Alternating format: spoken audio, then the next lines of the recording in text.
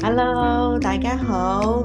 螢火蟲家庭復活節家庭連於你10天嘅體驗已經嚟到第5天啦。如果今日係你第一次做我哋嘅體驗嘅話，我想邀請你 subscribe、like 同埋 share 呢一個嘅頻道，讓到你可以好快就收到我哋第2日第6天嘅一個新嘅材料啦。好，如果你仲未知道呢個家庭連於你10天嘅體驗，我可以好簡單話俾你聽，只需要5分鐘，你同你嘅家人一齊嚟到神面前，用禱文、用經文去親近神，你會體驗從神而嚟嘅力量同埋更新嘅。祝福你啊！呢個時間，我想先邀請你哋安靜好自己。呢個時間，我想先邀請你哋安靜好自己。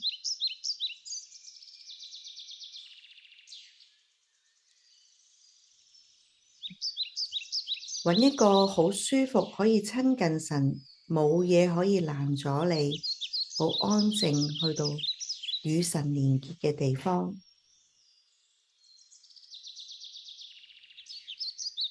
放鬆自己嘅身體，放慢你嘅呼吸，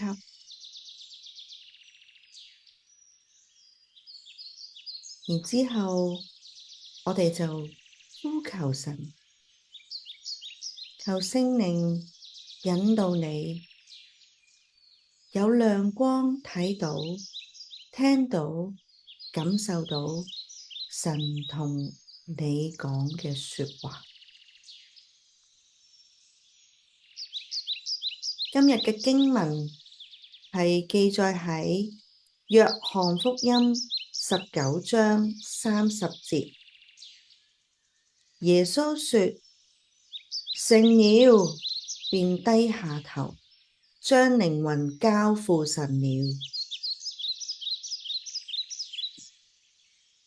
耶穌說：成了，便低下頭，將靈魂交付神了。